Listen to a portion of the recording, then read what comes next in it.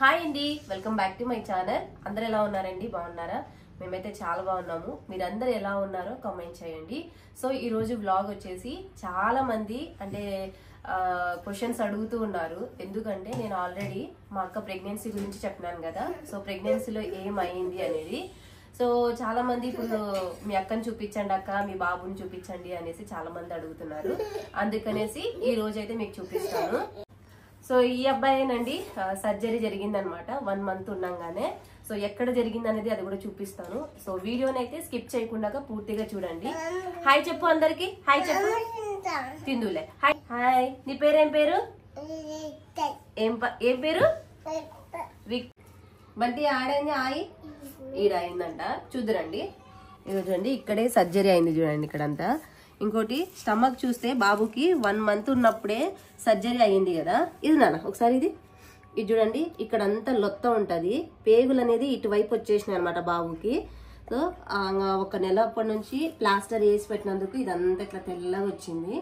So ఈ బాబు తాగే పాలు కూడా మదర్ ఫీడింగ్ కాదు, బయట నార్మల్ మిల్క్ పౌడర్ కూడా కాదు. ఒక్క డబ్బు వచ్చేసి సో బాబు అయితే ఉండలేదంటే అందుకనే వాడు ఏడుస్తుంటే బయటకు పంపించేసినాను. సో బాబుకి అయితే 3500 మిల్క్ డబ్బు అనమాట. ఇన్ కేసు అది కాకుండా వేరేది తాపించామనుకోండి వాంతులు మోషన్స్ పిల్లోడు చాలా కింద మీదలు అయిపోయేవాడు అనమాట. ఇంకా లేదనుకుంటే 2500ది అట్లీస్ట్. అది ఎక్కడ దొరకదండి, ఒక్క హైదరాబాద్ లో మాత్రమే. లేదంటే మన కర్నూలులో ఉన్న అపోలోలో. అది కూడా మనము మాకు కావాలి అని 1 వారం ముందర చెప్తేనే ఇచ్చేవాళ్ళు. సో అట్లాగా బాబుకి 1 సంవత్సరంన్నర పాటు ఆ పాలే తాగించాల్సి వచ్చేది.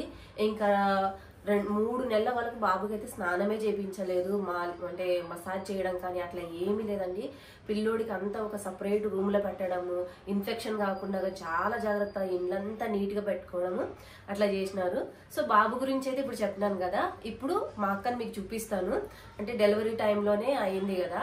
సో వీడియోస్లలో చూసింటారు కానీ ఈమెనే మా పెద్దక్క అని మేబీ మీకు తెలియకపోవచ్చు. ఇప్పుడు మా అక్కని చూపిస్తాను. ఈమెనే మా పెద్దక్క అనమాట. సో ప్రెగ్నెన్సీలోనే తనకి అంటే ఎక్స్పైరీ డేట్ అయినటువంటి బ్లడ్ ఎక్కించడం వల్లనే తనకి అంత శరీరంలో పాయిజన్ లాగా అయ్యింది. ఇంకా ఆ తర్వాతకి ఏం జరిగిందని నేను కొంచెం మాత్రమే చెప్పినాను. అంటే అనుభవించింది మా అక్క కదా. సో తనే చెప్తుంది ఏమైంది అనేది. చెప్పుదాం అక్క. అది డెలివరీ అయినాక 1 గంట నుంచి నాకు యూరిన్ రాక స్టమక్లో చాలా పెయిన్ వచ్చేసింది. పెయిన్ వస్తుంది అంటే స్టిచ్చెస్ వల్ల పెయిన్స్ వస్తున్నాయి అనేసి వాళ్ళు కూడా ఏం పట్టించుకోలేదు. తర్వాత నైట్ ఇంకా 1 నుంచి నేను ఈవినింగ్ 4కు డెలివరీ అయ్యాను. నైట్ 1 నుంచి ఇంకా ఎక్కువ పెయిన్ ఎక్కువ అయిపోయింది. సిస్టర్స్కి వాళ్ళకి అందరికి చెప్పానండి. వాళ్ళు కూడా ఏం పట్టించుకోవట్లేదు. లేదు స్టిచ్చెస్ కానీ నొప్పి వస్తుందంటే లేదు నాకు యూరినే రావడనట్టుంది, నాకు బాగా స్టమక్లో పెయిన్ వస్తుంది అని చెప్పాను. మా పెద్దమ్మ ఉండి ఆ పాప అతను తనకలాడుతుంది కదమ్మా, ఎందుకు ఆ పాప కొంచెం చూడండి అంటే కూడా ఎవరు ఏం పట్టించుకోలేదు. మళ్ళీ మార్నింగ్ వచ్చేసినాక యూరిన్ అంతా తీసేసి పెట్టినాక యూరినే రావడం లేదు. యూరిన్ రాక ఈ అమ్మాయికి ఇట్లా అయిపోయిందంటే ఇంకా అప్పటికే నాకు ఇంకా ఎక్కువ బీభత్సంగా అయిపోయింది. ఆయాసం ఎక్కువ అయిపోయింది. ఇంకా స్టమక్ ఏమో ఇంత లావు ఉబ్బిపోయింది. నా ప్రెగ్నెన్సీ అప్పుడు కూడా నాకు అంత లావు లేదు స్టమక్, అంత స్టమక్ వచ్చేసింది. కాళ్ళు చేతులు ఒక్కొక్క చేతులు ఇంత లావు అయిపోయినాయి. నా వెయిట్ వచ్చేసి యాక్చువల్గా అంటే 54 అండి. నేను డెలివరీ అయినాక మళ్ళీ 80 కిలోస్ పెరిగాను. అంత వెయిట్ పెరిగాను. నా స్టమక్ వచ్చేసి హ్యాండ్స్ వచ్చేసి అసలు నేనేనా కాదా అన్నంత లావ్ అయిపోయాను నేను. అంత సీరియస్ అయిపోయేసరికి మా అమ్మ వాళ్ళు తల కింద భయపడిపోయేసి కర్నూలులోని కిమ్స్ హాస్పిటల్కి తీసుకెళ్లారండి. అక్కడ కిమ్స్ హాస్పిటల్లో కూడా వాళ్ళు నా సిచ్యువేషన్ చూసి వాళ్ళు కూడా అడ్మిట్ చేసుకోలేకపోతున్నారు. ఇంకా చాలా మంది రికమెండేషన్స్ వల్ల దానివల్ల నేను అడ్మిట్ చేసుకోవడం జరిగింది. కానీ ఇంకా 3 డేస్ వరకు నాకు 3 డేస్ కోమాలోకి వెళ్ళానండి నేను. వాళ్ళు ఏం చేస్తున్నారో ఏం పెడుతున్నారో కూడా నాకు తెలియదు. ఒక హెల్మెట్ టైపు ఆక్సిజన్ మాస్క్ పెట్టారు. ఎందుకంటే నేను అవి అన్ని పెరికేస్తున్నాను అనేసి నా చేతులు. అంటే అప్పుడు కోమాలో వెళ్లే స్టేజ్ లో ఉంది కదా, ఎక్కువ డోసులు వేయడం వల్ల ఆమెకి స్పృహలే లేదనమాట. ఇంకా అన్ని ఏం తగిలిస్తే అవి అంటే ఆమెకు తెలియకుండానే చేసిందనమాట ఆ టైంలో. అలా తీసేస్తున్నాను అనేసి చేతులు కాళ్ళు 2 కట్టేసేసారండి నాకు. ఎందుకంటే నేను అంత సిచ్యువేషన్లో ఉన్నాను కాబట్టి. తర్వాత నిదానంగా నాకు తర్వాత ఒక 15 డేస్ తర్వాత నాకు యూరిన్ రావడం వల్ల అప్పుడు కొంచెం ఇదేంది. కానీ నాకు డయాలసిస్ జరిగేటప్పుడు మనకు భలే నరకం అనిపించానండి నేను. అందులో అన్నారు అది డయాలసిస్ పడకనో ఏమో కానీ నాకు వామిటింగ్స్ మోషన్స్ అసలు ఫుల్ ఫీవర్. నాకు ఫీవర్ ఇంత ఇంత పెద్ద అమ్మాయి అయినా కూడా ఎప్పుడు నాకు ఫీవర్ అనేది మాటనే లేదు. అసలు ఫీవర్ రాకుండా ముందరనే ఇంజక్షన్ ఇచ్చేవారు నాకు. ఆయన ఫుల్ ఫీవర్ వచ్చేసేది నాకు. ఎంత ఫీవర్ అంటే అసలు నా ఒళ్ళు నాకే అంత వేడిగా కాలిపోయేది అనమాట డయాలసిస్ జరిగేటప్పుడు. అలా దగ్గర దగ్గర 25 days దాకా 25 times డయాలసిస్ జరిగాయి నాకు. 6 hours డే బై డే. కిమ్స్లో ఉన్నప్పుడు మటుకు డైలీ జరిగాయండి. మళ్ళీ ఇంకా తర్వాత ఇంకా డే బై డే అట్లా జరగడం జరిగింది. అలా వచ్చేసి 25 times డయాలసిస్ జరిగింది నాకు. ఇంకా అలా వచ్చేసి డయాలసిస్ మిషన్ కూడా పెట్టారు చేతికి. ఆ చేతికి మిషన్స్ అవి ఉండడం వల్ల నేను కొంచెం రికవరీ కాలేకపోయాను. డయాలసిస్ జరిగినప్పుడు ఫస్ట్ ఇక్కడ నెక్ దగ్గర హోల్ చేసినారనమాట. ఎక్కడ నాకనికి ఇది చూడండి ఇక్కడ ఉంది. ఆ తర్వాతకి అక్కడ పెట్టిన తర్వాతకి ఏమైంది, మళ్ళీ ఎందుకు తీసేసినారు? ఇక్కడ 1 month వరకే దాని టైం అనమాట. ఇక్కడ సర్జరీ చేసి ఇక్కడ పెడతారు.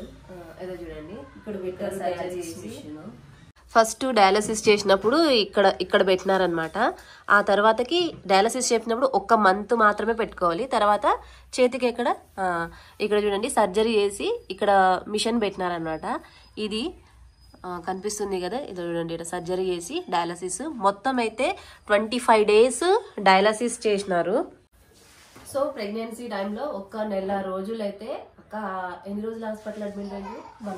1 month హాస్పిటల్ అడ్మిట్ అయింది. మళ్ళీ తర్వాతకి ఇంకో హాస్పిటల్ ఏది, ఓమిని హాస్పిటల్, అక్కడ కూడా చూపించుకున్నారనమాట. అక్కడ కూడా డయాలసిస్ అయ్యింది. ఆ తర్వాత కూడా హెల్త్ ఇప్పుడు కూడా సెట్ లేదు మా అక్కకి. కానీ ఏ పని అంటే ఇక్కడ సర్జరీ అయింది కదా, ఏ పని కూడా చెయ్యలేదు, బరువు ఎత్తలేదు, చాలా నీరసంగా ఉంటుంది అనమాట ఎప్పుడు చూసినా కానీ. అంటే దానివల్ల తన హెల్త్ ప్రాబ్లం అనమాట. ఇంకోటి వచ్చేసి కిడ్నీ కూడా ఫెయిల్ అయింది అక్కకి. సో దానివల్ల ఇప్పుడు కూడా సెట్ అయిందంటే అది కూడా లేదు. ఏదో దేవుడి దయ వల్ల అట్లాగా నడుస్తుంది. బాబుని కూడా చూసినారు కదా, వాడు కూడా ఇంకా పిల్లోడు రికవర్ అయ్యాడని చెప్పలేము. అంటే 6 months తర్వాత, అంటే నార్మలీ ఆపరేషన్ అయిన తర్వాతకి బాబుని మళ్ళీ 6 months తర్వాత రమ్మన్నారు. సో వెళ్ళి చూపించిన తర్వాత డాక్టర్స్ ఏమన్నారంటే ఇంకా బాబుకి కిడ్నీలో ప్రాబ్లమే, అంటే ఆపరేషన్ అయితే సక్సెస్ అయింది కానీ రాళ్ళు ఉన్నాయి, కిడ్నీలో రాళ్ళు ఉన్నాయి. సో బాబుకి బాగా వాటర్ తాగించాలా అనేసి చెప్పినారు. సో అండి ఇది అన్నమాట. అందుకనే నేను చెప్పేది ప్రెగ్నెన్సీ టైంలో కొంచెం జాగ్రత్తగా ఉండండి. ఏ హాస్పిటల్ ఏదో ఇక్కడ మంచిగా చేస్తారు కాదు, కొంచెం మంచిగా ఉన్న డాక్టర్ల దగ్గరికే వెళ్ళొద్దండి. పైసల కోసం చూసుకుంటే మన ప్రాణాలకు మనం తెచ్చుకున్న వాళ్ళు అవుతాము. సో చాలా మంది అడిగినందుకే ఈ వీడియో చేశానన్నమాట. సో ఇట్లాగా మీ ఇంట్లో ఎవరైనా కానీ ప్రెగ్నెన్సీగా ఉన్న వాళ్ళని నేను భయపెట్టడానికి చెప్పడం లేదు, ముందు జాగ్రత్త కోసం చెప్తున్నాను. సో ఇది అన్నమాట బ్లాగు. మీకు నచ్చినట్లయితేనే వీడియోకి ఒక లైక్ ఇవ్వండి, మన ఛానల్ని అయితే సబ్స్క్రైబ్ చేసుకోండి. సో మీకు ఏమైనా డౌట్స్ ఉంటే కూడా కామెంట్ చేయండి, దానికి నేనైతే రిప్లై ఇస్తాను. నేనైతే అంటే కల్పించిన చెప్పినది కాదు. మా అక్క ట్రీట్మెంట్ చేయించినప్పుడు ఫొటోస్ కూడా ఉన్నాయి. బాబు కోసం ఏ మిల్క్ పౌడర్స్ మేము యూజ్ చేసాము అనేది మీరు గూగుల్లో సెర్చ్ చేసినా దాని ప్రైస్తో సహా మీకు కనిపిస్తుంది. సో మా ఫ్యామిలీలో మర్చిపోలేని సంఘటన అంటే ఇదేనండి. సో ఇంకా ప్రాణాలతో తిరిగి రాదని డాక్టర్సే ఏమంటారు చేతులు ఎత్తేసారు. ఇంకా దేవుడి మీద భారం అమ్మ, మేము కూడా మా ప్రయత్నం మేము చేస్తాము. సో ఇంత క్రిటికల్గా అయింది. ఆ బ్లడ్ ఎక్కించడం వల్ల తన హార్ట్, లివర్స్, కిడ్నీ బ్రెయిన్ ఇవన్నీ అంత ఇదైపోయింది అనమాట. అట్లా అంత సీరియస్గా అవ్వడానికి ఒక్క డాక్టర్ చేసిన నిర్లక్ష్యం వల్లనే ఇదంతా జరిగింది. సో మీ ఇంట్లో ఎవరైనా కానీ ఏ ట్రీట్మెంట్ చేసుకున్నా మంచిగా డాక్టర్ బాగా మంచి సీనియర్ డాక్టర్ల దగ్గరే చూపించుకోండి. ఇట్లా అయితే ఇలాంటి పరిస్థితులు తెచ్చుకుంటారు. సో అండి ఇదేంటి వ్లాగు. మరో వ్లాగ్తో మళ్ళీ కలుద్దాం. Take care and bye bye.